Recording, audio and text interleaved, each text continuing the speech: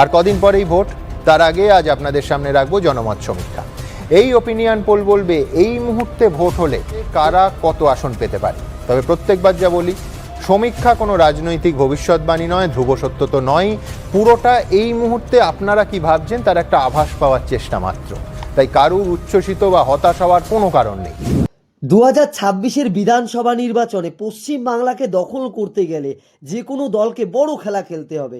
আর এই বড় খেলা তখনই খেলতে পারবে যখন পশ্চিমবঙ্গের বড় বড় জেলাগুলি দখল করতে পারবে। আজকে আমরা দেখব প্রথমে জঙ্গলমহল, পূর্ব মেদিনীপুর, পশ্চিম মেদিনীপুর, ঝাড়গ্রাম, পুরুলিয়া, বাঁকুড়া, এই কয়টি জেলায় মোট 56টি বিধানসভা কেন্দ্র রয়েছে।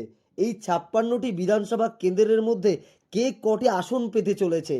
38টি আসন পেতে চলেছে তৃণমূল কংগ্রেস, অন্যদিকে 18টি আসন পেতে চলেছে বিজেপি, বাম এবং কংগ্রেস এখানে শূন্য।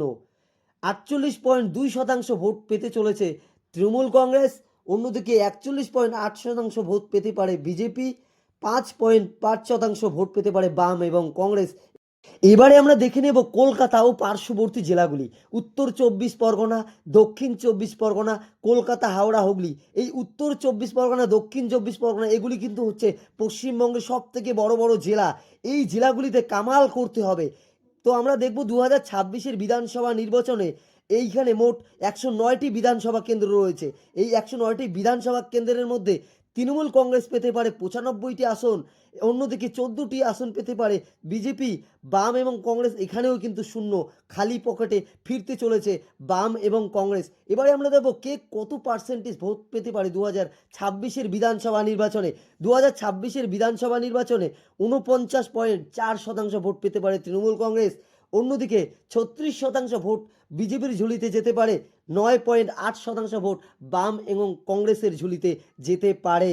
এবারে আমরা দেখব মুর্শিদাবাদ ও পার্শ্ববর্তী জেলাগুলি। মুর্শিদাবাদ, নদিয়া, পূর্ব বর্ধমান, পশ্চিম বর্ধমান, বীরভূম, এই জেলাগুলিতে মোট 75টি বিধানসভা কেন্দ্র রয়েছে।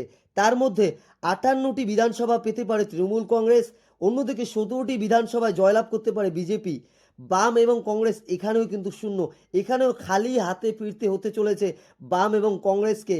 এই মুর্শিদাবাদ ও পার্শ্ববর্তী জেলাগুলিতে তৃণমূল কংগ্রেসের বিরাট দাপদাপানি আছে। এবারে আমরা দেখব উত্তরবঙ্গ, কোচবিহার, আলিপুরদুয়ার, জলপাইগুড়ি, কালিম্পং, দার্জিলিং, উত্তর দিনাজপুর, দক্ষিণ দিনাজপুর, মালদা।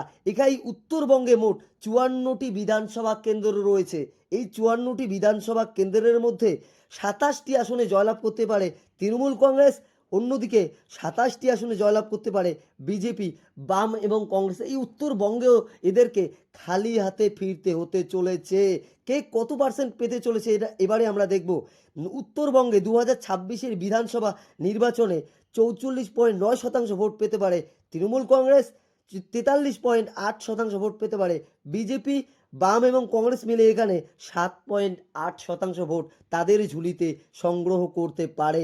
এই উত্তরবঙ্গ কিন্তু বিজেপি এবং তৃণমূল কংগ্রেস একটা হাড্ডাহাড্ডি লড়াই হতে চলেছে 2026-এর বিধানসভা নির্বাচনে। এই পশ্চিম বাংলার ম্যাজিক ফিগার হচ্ছে 148টি আসন। যে দল 148টি আসন পাবে সেই দলে 2026-এর বাংলার মসনদে সিংহাসনে বসতে চলেছে। এই 2026-এর বিধানসভা ভোটে 218টি আসন পেতে পারে তৃণমূল কংগ্রেস, অন্যদিকে 76টি আসন পেতে পারে বিজেপি। বাম এবং কংগ্রেস 2026 সালে কিন্তু খালি হাতে ফিরতে চলেছে।